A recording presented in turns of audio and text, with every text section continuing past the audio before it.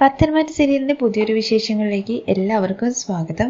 നവ്യ അടുക്കളയിൽ പാചകം ചെയ്തുകൊണ്ടിരിക്കുകയാണ് കേട്ടോ. വെജിറ്റബിൾസ് ഒക്കെ കട്ട് ചെയ്ത് കണ്ടുകൊണ്ട് അങ്ങോട്ടേക്ക് ജാനകി വന്നിട്ട് ചോദിക്കുന്നുണ്ട്, നിനക്ക് എന്താ മോളെ ചെയ്യണ്ടേ എന്നുള്ള കാര്യം. എന്താ, എനിക്ക് അടുക്കളയിൽ നിൽക്കാനുള്ള സ്വാതന്ത്ര്യം പോലും ഇല്ലേ എന്നൊക്കെ ചോദിക്കുകയാണേ. എന്ന് ചോദിച്ചു കഴിഞ്ഞാൽ നീ എന്തിനാ തെറ്റായ രീതിയിൽ എടുക്കുന്നത്? നിന്റെ വയറ്റിലൊരു കുഞ്ഞുണ്ടല്ലോ, അപ്പോൾ നിനക്ക് എന്താവശ്യം ഉണ്ടെങ്കിലും ഞങ്ങളെടുത്ത് പറഞ്ഞാൽ മതി, ഞങ്ങൾ ഉണ്ടാക്കി തരുമല്ലോ. ഞാനില്ലെങ്കിൽ നയനെങ്കിലും നിനക്ക് എല്ലാ കാര്യങ്ങളും ചെയ്തു തരല്ലോ എന്നൊക്കെ ചോദിക്കുന്നുണ്ട് കേട്ടോ. ഇത് കേട്ട ഉടനെ തന്നെ നവ്യ പറയുന്നത്, നയന എൻ്റെ അനിയത്തിയാണ്, എപ്പോഴും ഞാൻ അവളുടെ അടുത്ത് എരന്നിട്ട് ഓരോന്ന് മേടിക്കണോ?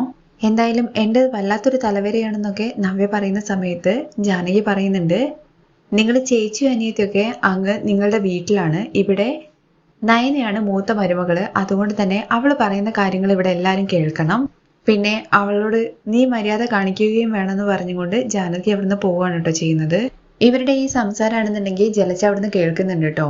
ജാനകി പോയതിന് ശേഷം ജലജയുടെ അരികിലേക്ക് നവ്യ ചെന്നിട്ട്, കേട്ടില്ലേ അവര് പറഞ്ഞിട്ട് പോയത്, ഞാന് നയന പറയുന്ന കാര്യങ്ങളെല്ലാം കേൾക്കണമെന്ന്. അവളെന്റെ അനിയത്തിയല്ലേ, ഇവിടെ നയന പറയുന്നത് എല്ലാരും കേൾക്കണമെന്ന് ആദർശം ആഗ്രഹിക്കുന്നുണ്ട്. ഇപ്പൊ നയനയാണെന്നുണ്ടെങ്കിൽ എല്ലാവരുടെയും മനസ്സിലെ ഇടം പറ്റിക്കഴിഞ്ഞു, അതുപോലെ മറ്റുള്ളവരുടെ മനസ്സിൽ എങ്ങനെ കയറി പറ്റാ എന്നുള്ള കാര്യം നിനക്കറിയില്ല.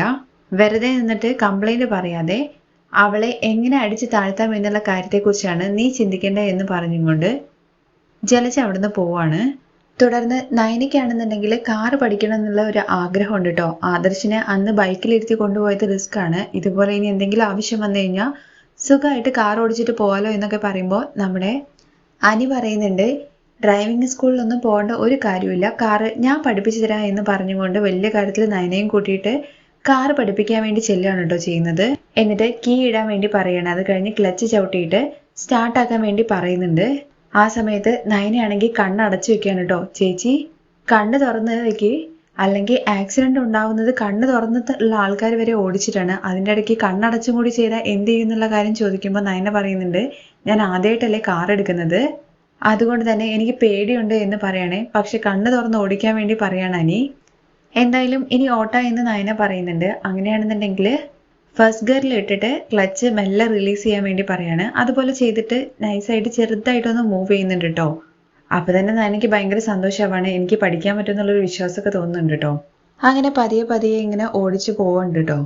അതിനിടയ്ക്കാണ് പോലീസ് ചെക്കിങ് അവിടെ ഉള്ളത്. അവരത് കാണുന്നൊന്നുമില്ല. ഇങ്ങനെ ഓടിച്ചോടിച്ച് മുന്നോട്ട് പോയി അവിടെ ഏകദേശം എത്താൻ നേരത്താണ് പോലീസ് ചെക്കിങ് കാണുന്നത്. കണ്ട ഉടനെ തന്നെ പെട്ടെന്ന് ബ്രേക്ക് ചവിട്ടാൻ വേണ്ടി പറയുന്നുണ്ട്. പക്ഷെ നയന ബ്രേക്ക് ചവിട്ടാതെ ആ പോലീസുകാരനാണെങ്കിലും SI ആണ് കൈ ഇങ്ങനെ നീട്ടിയിട്ട് വണ്ടി നിർത്താൻ വേണ്ടി പറയുന്നുണ്ട്. നേരെ കൊണ്ടുപോയിട്ട് അയാളെ ഇടിച്ചിട്ടാണ് വണ്ടി നിർത്തുന്നത്.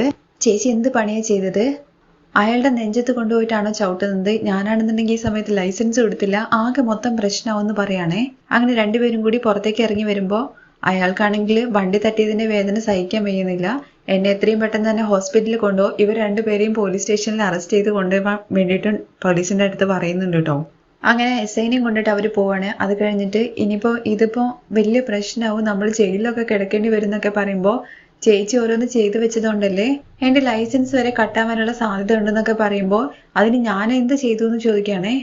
നിന്റെ അടുത്ത് ഞാൻ അപ്പഴേ പറഞ്ഞതല്ലേ എന്നെ ഏതെങ്കിലും ഡ്രൈവിംഗ് സ്കൂളിൽ വിട്ടാൽ മതി എന്നുള്ള കാര്യം. അപ്പൊ നീ തന്നെയാണ് ഡ്രൈവിംഗ് സ്കൂൾ എന്ന് പറഞ്ഞിട്ട് ഇറങ്ങി തിരിച്ചതല്ലേ, അതുകൊണ്ടല്ലേ ഇപ്പൊ ഇങ്ങനെയൊക്കെ പ്രശ്നം ഉണ്ടായത്. എന്താണെങ്കിലും പോലീസിന്റെ മേലെ അത് തന്നെ SIനെ നോക്കി ഇടിച്ചതുപോലെ ആയില്ലേ ചേച്ചി ഇപ്പൊ എന്നൊക്കെ ചോദിക്കുന്നുണ്ട് കേട്ടോ നമ്മുടെ അനി.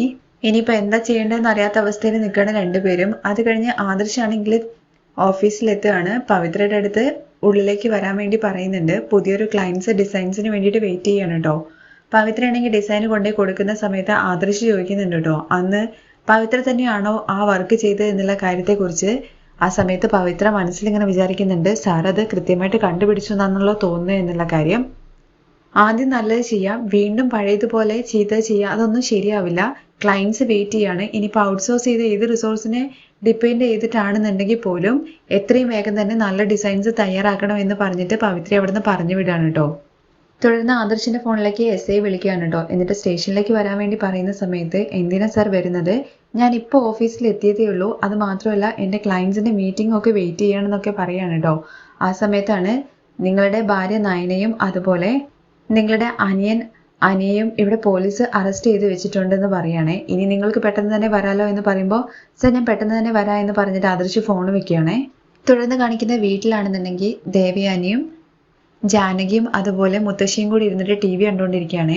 അങ്ങോട്ടേക്ക് നവ്യ വന്നിരിക്കുന്നുണ്ട്. പക്ഷെ നവ്യയെ ആരും മൈൻഡ് ചെയ്യുന്നില്ല. ഓഹോ, എന്നെ ആരും മൈൻഡ് ചെയ്യാൻ വേണ്ടി തയ്യാറല്ല എന്ന് പറഞ്ഞുകൊണ്ട് അവർ കണ്ടുകൊണ്ടിരിക്കുന്ന ചാനൽ മാറ്റുകയാണ് കേട്ടോ.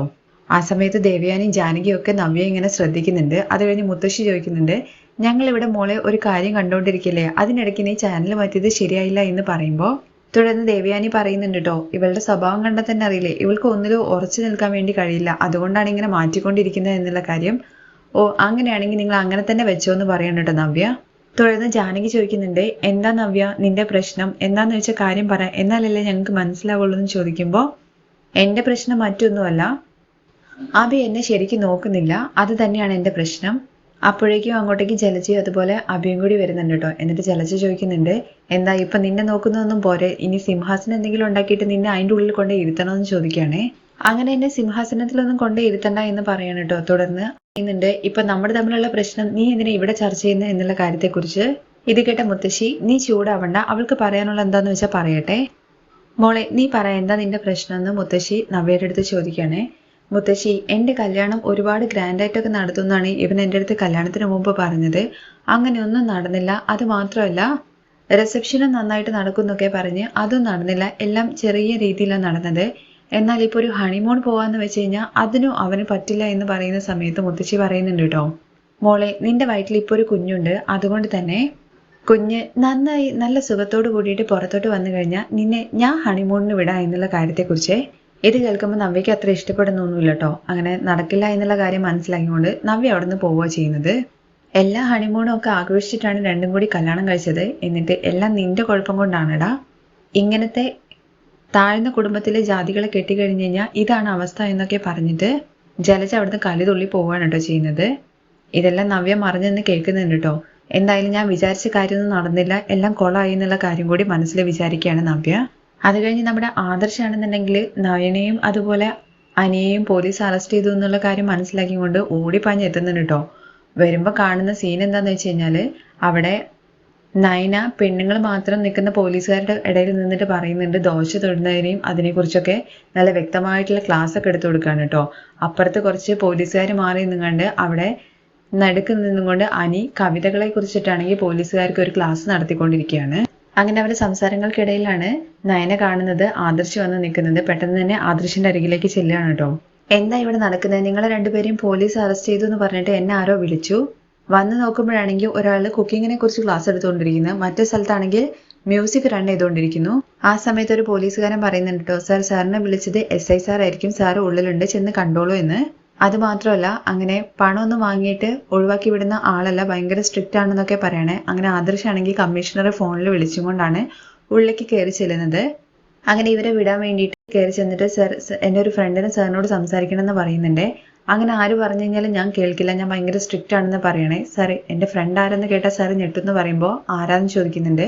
കമ്മീഷണർ ആണെന്ന് പറയാണ് കേട്ടോ. അപ്പം തന്നെ അയാൾ എണീറ്റിട്ട് തൊപ്പിയൊക്കെ എടുത്ത് തലയിൽ വെക്കുകയാണേ. കമ്മീഷണറെയാണോ ഇത്ര നേരം ഹോൾഡ് ചെയ്ത് വെച്ചതെന്നുള്ള കാര്യം ചോദിക്കുമ്പോൾ അവർ നിങ്ങൾക്ക് കമ്മീഷണർ ആവും, പക്ഷേ എനിക്ക് എൻ്റെ ഫ്രണ്ട് ആണെന്ന് മാത്രമാണ് കേട്ടോ ആദർശ് പറയുന്നത്. അങ്ങനെ ഫോണിൽ സംസാരിച്ചിട്ട് സാർ ഇപ്പം തന്നെ അവരെ വിട്ടോളാം എന്ന് പറയുകയാണേ. അങ്ങനെ ആദർശിൻ്റെ അടുത്ത് അവരെ കൂട്ടിയിട്ട് പൊക്കോളാൻ വേണ്ടി പറയുന്നുണ്ട്. പുറത്തിറങ്ങിയതിന് ശേഷം അനിയുടെ അടുത്ത് നല്ല ദേഷ്യപ്പെടുന്നുണ്ട് കേട്ടോ ആദർശ്. നീ ഒറ്റ ഒരുത്തനാണ് ഈ പ്രശ്നങ്ങൾക്കൊക്കെ കാരണം എന്ന് പറയുമ്പോൾ അല്ല അവനല്ല, ഞാനാണ് പറഞ്ഞത് ഡ്രൈവിംഗ് പഠിക്കണമെന്ന്. കാരണം അന്ന് ആദർശേട്ടന് വയ്യാണ്ട് വന്ന സമയത്ത് സ്കൂട്ടി എടുത്തിട്ട് തന്നെ ഒരുപാടായിട്ടുണ്ടായിരുന്നു, കാറും കൂടി നന്നായിട്ട് അറിയുമായിരുന്നെങ്കിൽ ഒരു ബുദ്ധിമുട്ടില്ലാണ്ട് ഹോസ്പിറ്റലിൽ എത്തിക്കായിരുന്നല്ലോ എന്നൊക്കെ ചോദിക്കുകയാണ് കേട്ടോ. അങ്ങനെ ആദർശാണെങ്കിൽ ആകെ പെട്ട അവസ്ഥയിൽ നിൽക്കുകയാണ്. എന്ന് ചോദിക്കുമ്പോൾ അപ്പോൾ ഡ്രൈവിംഗ് പാതി വഴിയിൽ ഇട്ടിട്ട് പോകാനാണോ എന്ന് നയനെ ചോദിക്കുകയാണെ. ഇത് കേട്ടിട്ട് ആകെ ദേഷ്യത്തോടു കൂടി നിൽക്കുന്ന ആദർശിനെ കാണിച്ചുകൊണ്ട്